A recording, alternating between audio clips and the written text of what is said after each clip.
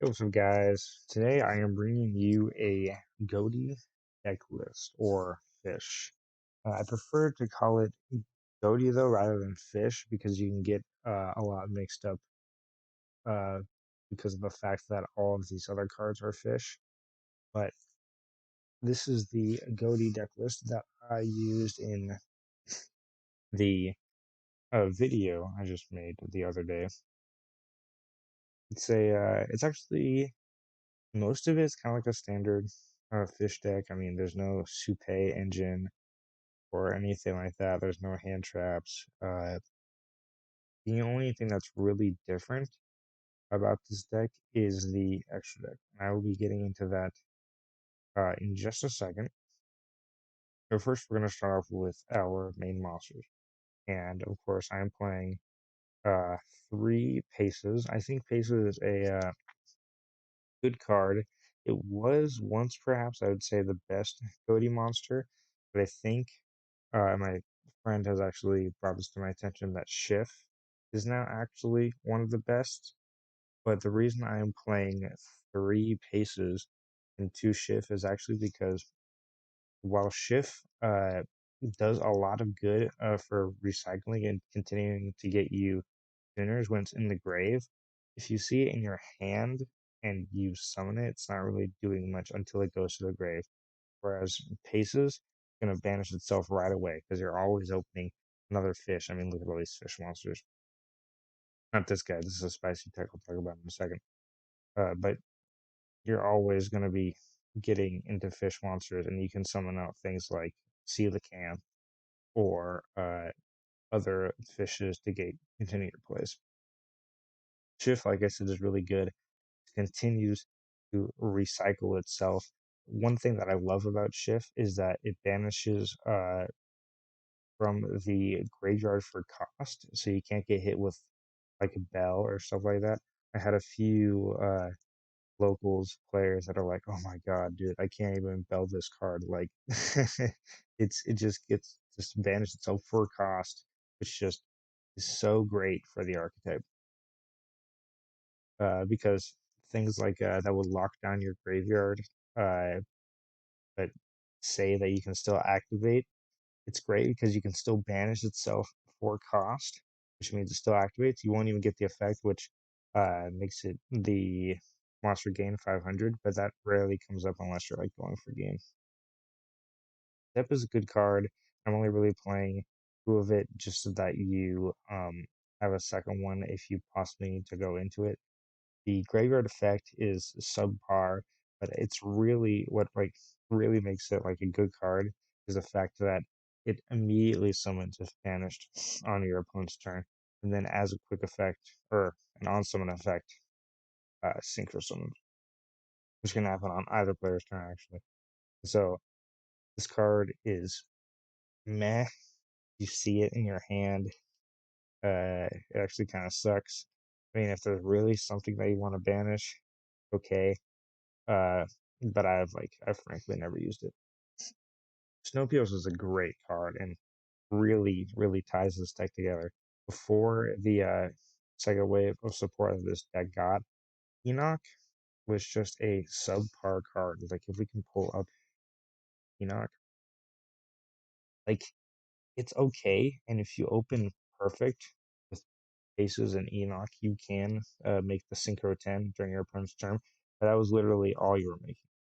Uh, Whereas with Snopios, if your main line of play uh, gets like demolished, to say like Book of Eclipse you or Dark Will No More you, you're fine because you're like, oh man, I got this hand trap in my hand, and that's what's great about it. It's a from hand quick effect. I mean, you can even use it turn zero, and I have used it turn zero to go into things like White Whale Whale or Oscon for spot removal, or just wipe their board before I even start my turn, which is great. Exceep it's good. I mean, okay. You're usually searching it off of most of the deepest depths to immediately summon it just for that free level 4. Which I mean, being the free level 4, I mean that's good to go into Arion Boss. But like it's graveyard or its banished effect to return the trap to hand. I'm not playing any Goaty traps, so it really doesn't come up. It's really only if you need kind of like an extender, and that's what it really is. It's a really good extender. It's an okay extender. There are some better extenders in this deck. Like Snopius is a great extender, best extender, and can sometimes start your plays. Uh, but all it really is a level 6 body on field, and the only level 6s we really want to be going into is Iron Boss. Beautiful Princess, great card. So glad this card exists. When I bought it, it was really expensive, and my copies got lost in the mail. And they're still lost in the mail. So then I had to buy more. It was like 30 bucks at the time. And then it immediately got reprints and went down. That kind of sucks. But Beautiful Princess does not suck. My girlfriend thinks it's a pretty ugly card, and maybe she's right. But the just ability to uh, banish for cost, then special summon a level 4 fish monster from deck is so good. You can't get like Veiler or Imperm because it just leaves the field. You can get Ash Blossom, of course, but the fact that it dodges things like that is so great. In other deck builds, I play Gamma, so I activate Beautiful Princess and banish itself. My board is then clear, so if they do decide to Ash me, I can then pull out Gamma and then go into another Synchro 8, just to, like start off my play, so I can just make Dragite if I was playing Omega in that deck and make Omega before I even had anything on my field. So good. Usually you're just going to be using it summon out like Lifeless Leaf Fish to start your plays. So, and here is Lifeless Leaf Fish or Dead Reef, the Ephemeral Fish, which I'm guessing is the OCG name. Really cool because you just get to foolish a fish, so you can send the shift and then banish the shift to give Lifeless Leaf Fish 500 more attack, which can be useful, I guess, if there's like any kind of floodgate they need to beat over barrier statues.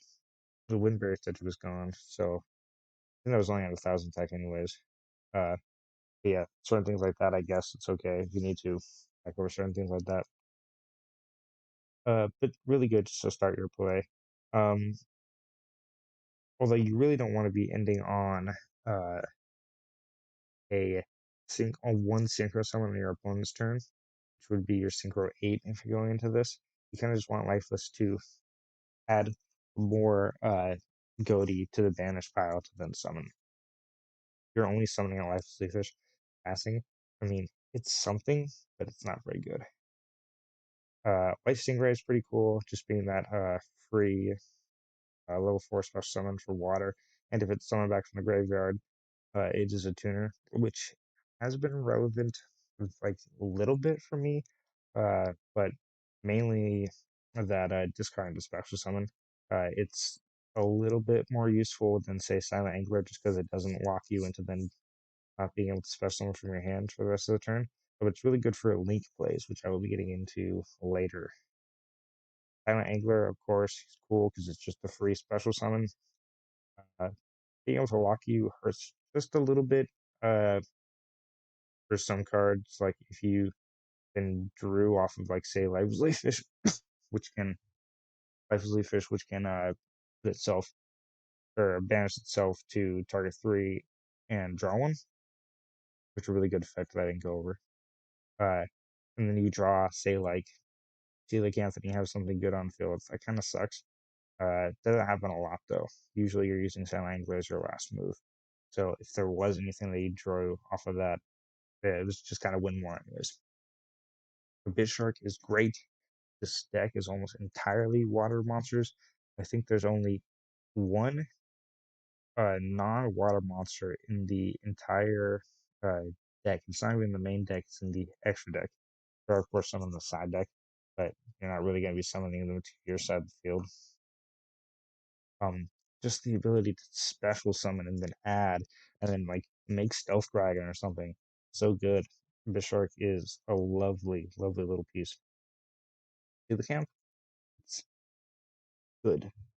It's good if your opponent is not playing any hand traps, which we are moving out of a format that doesn't really play hand traps. So, Coelacanth isn't as good. I mean, the whole fish deck kind of struggles against Castira, because Castira kind of does what it does, but just better. Uh, so if you get like Ash on Coelacanth, you've already put in like probably like three or four resources into making coelacanth, including your normal summon, and you're kind of fucked, to be honest, because you're only really having coelacanth, and then you're probably gonna have the paces that will summon itself back out during the next turn, but you're not gonna be able to make anything unless you're playing Aqua Dragon. And even if you are playing Aqua Dragon, you're only gonna be getting a draw, and then you would only have two cards in your hand, and not you'd have to use them to destroy something, which isn't really a good piece of interruption. But if you are able to summon off Coelacanth, all the times I have successfully resolved Coelacanth, it's just been amazing. It's one of those cards you're like, oh my god, and I have Changing, and I have Bahamut Toad, and I have, oh my god, this other synchro like Dragai or a whale, and it's just so great. And you're gonna win if they can't stop Coelacanth. If they can, that can suck. Ruka is a or so now we're getting into the spicy text of the water monsters. Ruka is a new card. It's probably not so spicy compared to the next one that I'm about to show you. Uh, but it's pretty good. Like I've seen people like Yaxing when it first was revealed. It was like, oh man, this is kind of meh. It is somewhat meh, like in any other deck, but for a fish deck, it is pretty good because when you're not activating a water monster's effect, it doesn't even have to be your water monster. If they activate like what is it, Kestura Ogre or Kestura Terraments, or Kestura player activates one of those, Ruka can then special summon itself out. And it negates but doesn't destroy, but what it does do, it negates until the end of your opponent's turn. Also, sadly, not a quick effect, but really good for that level 4 body or for Link plays, because it's just a free special summon, which is really good. Now we're getting into Any Spirit Shatana. I did not think of this, and originally when it was brought up to me, I did not think it would be very good. It's if you control no effect monsters, special summon this card from your hand. And of course, it's a water level 4, great for Link plays. We're going into some kind of synchro, feels like nothing else. Might be a brick later on in games, but this deck does great later on in games. So it doesn't really matter if you're uh, not if you're drawing it to Shauna, because you're going to be getting other stuff. And of course, this is a worm, so you're not going to be getting its effect off of like most systems do with Tefs, but it's still pretty fun. And now, most distant with Tefs, I think this card is just it's really good. It's really good if you see only one copy of it. And as you can see, I'm not playing any terraforming. That's because I think 3 is a fine number, and maybe even 2, some people would say, but I think 3 is the correct option. Just because it can't be destroyed or banished while you control a fish synchro monster. So when you board wipe them, you're going to keep this card, which is just great. Also, just an amazing extender or even a starter in some cases, because you can like banish your fish monsters to then add Ixip to your hand, and Ixip will summon because you banished a fish monster. Or you can like add the missing piece, so you're missing like Zep or Snokios for like for great stuff. And of course, so you banish the fish monster to add a Ghoti monster. You can banish any of these fish monsters down here to add any of these Ghoti monsters, or any Ghoti to add another Ghoti, and just like swap them out. I believe you can only even banish one Ghoti monster to add another with the same name. Yeah, you can. And also it recurs from the graveyard. It's just amazing. 1-for-1, also very amazing, because you get that free special summon of Be Tuneful Princess. You don't even have to use your normal summon to go into all of your plays. You just do 1-for-1, summon some like Shift or Zep, come out Be Tuneful, come out Lifeless, and then you're good, like you're golden. And you only used 2 cards in your hand. Great, you still have 3 more cards for more follow up, which is, I think, enough for this deck. Some would say more than enough. Ready Fusion and Instant Fusion, these cards are pretty good. You're playing Rare Fish and Alvain. They're pretty good cards. I prefer them over the Soupe engine, just because Soupe is like Earth, I believe. Yeah, the Earth Spellcaster Fiend, which I don't think works well with the most distant deepest depths. So I think it's great that you can just keep on playing fish and stuff, and it's only for the cost of 1,000 life points, which life points really don't matter. So you're basically just special something out for free. And then you can like banish the rare fish off of something, off of this or whatever to like add something else to continue your plays, you know. If you open both, it's great. Cold Sark and Foolish, uh, pretty good. They're built basically the same card in this deck because you're gonna be like Foolish and Shift and then banish Shift. And Gold Sark, you can banish any fish and then it'll just summon out. Then the next turn, you don't have to like wait to standby phase to add it to your hand. It just summons out, which is so cool. And then of course called by, you want to be banishing your opponent's monsters that you are gaining material for Deep Beyond, and it's just a great negate. Can stop like ashes and stuff. So if you open up like Aces, Coelacanth, and Call by, you're just like set, like free. Let's move on to the extra deck. Extra deck, start off with Arion Cross. This, when I first saw it, I was like, oh, this card is mad. This is the best thing this deck has ever, like, this is the best card it has. When we were first starting out with Zep, I thought Zep was the best card, but that was because I misunderstood the card. I thought Zep, you could choose when to special summon it, and then it would activate its effect on summon to synchro. No, when this card is banished, it has to summon or you mistiming it. I thought that was really good because I really played around Dark Ruler, but when I found that wasn't the case, that made me realize that Arion Pos was exactly what this deck needs, because you can banish like a Zep when this is summoned if you're summoning on your opponent's turn to then make a Synchro 8, or you can banish the Snopios, but then you use the Snopios that was banished to banish the Zep in your grave, then add the Snopios to your hand, and the Zep will go off and summon, or just add like anything. And when it's sent to the grave, you can banish itself or any other fish to add a fish, not a Ghoti, a fish from your deck with a equal or lower level than the one that you banished, which is great for just like following up something with like a Bishark or something. So great. Oscon is pretty good. You could also play Gugoglim, or however it's pronounced, if you want like some out like powers or something. But I think Oscon is the better of the Synchro 8 Goaties, because it's really great spot removal and cures itself really easy. Like you could spot remove like their field spell or something, and then banish itself, then banishes up from grade to summon itself back out, and then uses that effect to synchro into a 10 and board wipe them. It's pretty good. It's all around solid card. You're not making this turn one, obviously. Right, or a whale, it is a great board wipe, great board wipe. Because if you uh, board wipe them and they still play, you can then board wipe them again with Go to the Deep Beyond. And that's something I was struggling with this deck, was board wiping them once and then they come back. You're like, oh, like I don't know what to do, because they're just gonna probably attack for game here. You could just white or a whale, see if they continue playing, then make Go to the Deep Beyond and seal the deal. Dragite, pretty good.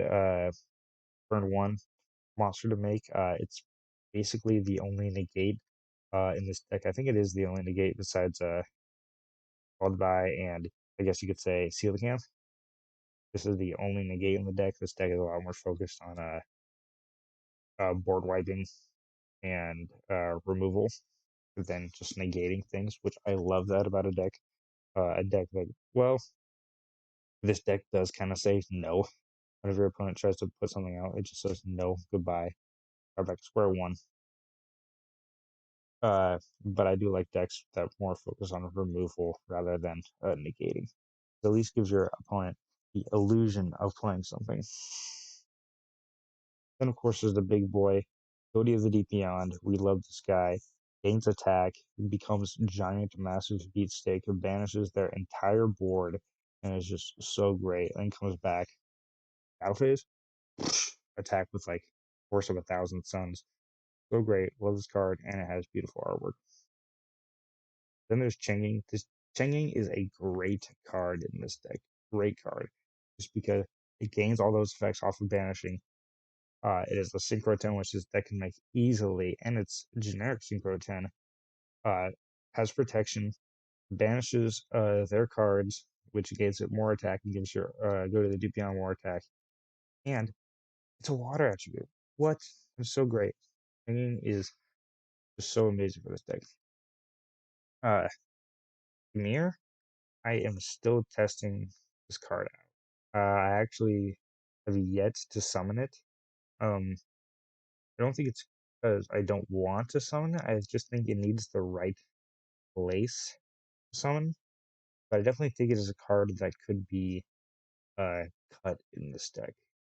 If there's like something else you want to play, like Bahama and Toad, give me something that could be cut from this deck. Hopoven too. Hopoven can also be come from this deck. It's just another option compared to Stealth Dragon for something to make with a Bishark. It's just you get to like destroy or your opponent loses. I don't even know what this card does. When any player's monster declares an attack, he attacks one XC material from this card. All monsters your opponent currently controls lose 1,000 attack at the end of this turn. Uh, so if they're trying to attack you and they're trying to attack over something that you have, you can just make them lose 1,000 attack.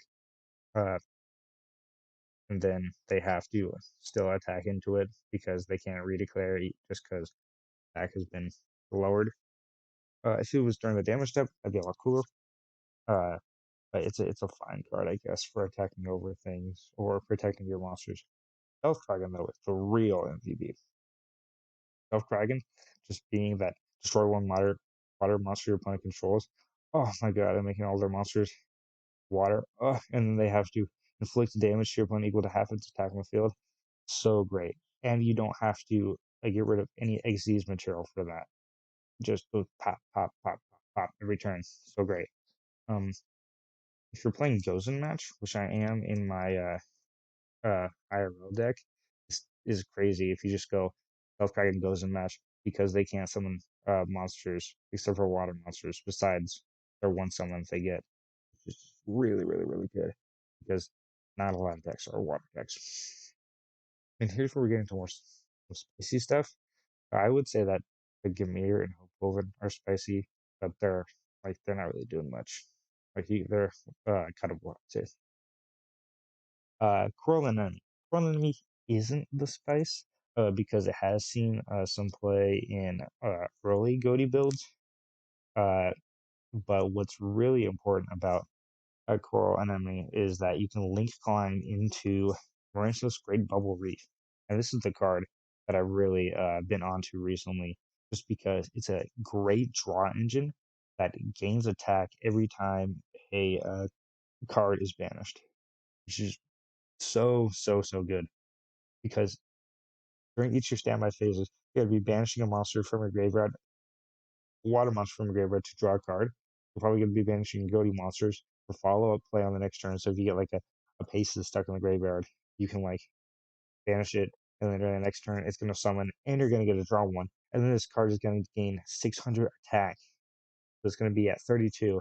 And then if you're just trying to like continuously banish some stuff, if you just keep on banishing, this card is gonna reach some insane heights, and you are going to build attack for game. This deck has no problem with attacking for game. Abyss Keeper, um, you can't link climb with it because it cannot be used as a material the turn is link summoned, which is kind of sad. But Abyss Keeper's main goal is to be summoning out Coelacanth if you don't open like bases. It's also a cuttable card because you could cut Coelacanth, uh, but Abyss Shark is fine.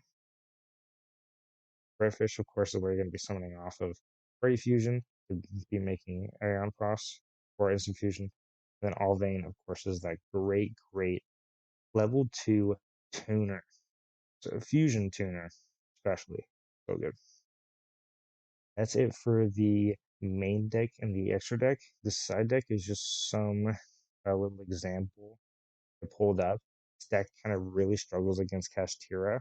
Um, Lava Golem, I wouldn't say is the best play because sometimes you need your normal summon in this deck. Uh, but I feel like kaijus just aren't enough for playing against Castira. So maybe we can play Sphere mode, honestly, in the side deck. Shifter. Originally when I built Ghoti, I thought Shifter was necessary in the main, but the deck has slowly crept towards more graveyard reliance, where you need your cards in your graveyard to activate effects. For example, Aeon Cost needs to be sent to the graveyard as synchro material to banish a card from the grave and then add one. Shifter, uh, you're not going to be getting a lot of those plays. Shifter is more your deck can play under Shifter, but uh, if you're playing under Shifter, you're playing subpar. More for those decks that absolutely can't play under Shifter, like tournaments that would make Baguska pass under Shifter or Baguska sprint or something, which really sucks to end on. Because in this deck now, especially, we can just make link monsters and then go lol goodbye Baguska. Like Shifter isn't the best card in this deck. It's a good one. Lunar Eclipse, of course, is another anti-Kastura card. It's a lot better than I would say like Book of Eclipse, because you're not going to be breaking boards turn one with this deck. This deck is all about your opponent's first or second turn, whenever like depending on who went first. You're doing stuff immediately the turn after, and then going back to your then attacking for game. That's all what this deck is about. So Lunar Eclipse, you want to just flip their monsters face down so you don't have to deal with them for the turn, basically, and perhaps do something to the grave. Macrocosmos. Macrocosmos is a lot better than Shift in this deck because you can choose just when to activate it. I mean, you could do the same with Shifter technically, but you have to have no cards in your grave. Um, you want to be summoning on Aeon Frost and then sending it to the grave on either your turn or your opponent's turn. So you want to have the graveyard open then. Immediately after that, you can then flip Macrocosmos, and it's basically just a resource loop at that point. You don't have to do anything else. But that's why I think Macro is a lot better than in this deck, and I even see some argument to main it, I guess, but it's not the best card. Wabi is another spicy tech for the side against Kashtira, because if you're going first, or if you're going into time, you can special summon it to your opponent's side of the field. They draw a card, then you gain 2,000 life points, and then their hand size limit becomes 3.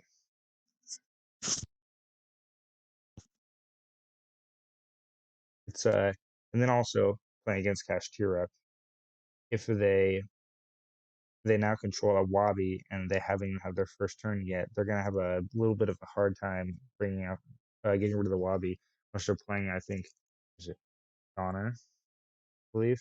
Yeah, unless they're playing Donna,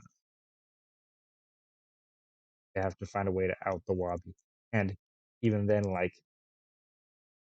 they're gonna have to be making some plays in order to get to Donna. In which case, you can kind of interrupt them. Like let's say they like summon out a Rise Heart.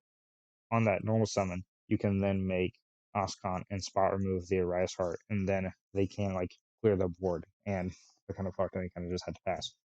A lot of you might recognize Wabi from when Mystic Mine was still legal. Yeah, I was friends with, I still am friends with a former Mystic Mine player. He now just plays Nurse Burn. And Wabi was always a bitch. But I think I've grown just a little bit fond towards Wabi just because of the fact that it is a water fish. All right, well, that's the deck list. Hopefully that gives you who are looking to build a Ghoti deck a little bit more of a idea of what to work with or what other options there are, because there's quite a few builds. There's of course Supe Ghoti, there's Mutant Ghoti, there's Runic Ghoti, which I really like. I think somebody topped that with like a regional or something. I don't know. It was really cool deck, and I have played it, and that was actually my first ever tournament win was with Runic Ghoti. But I actually think that uh just pure Ghoti might be the best of them all. And yeah, that was my video on my deck list, my explanation for the last video of the deck that I was playing. I hope you enjoyed.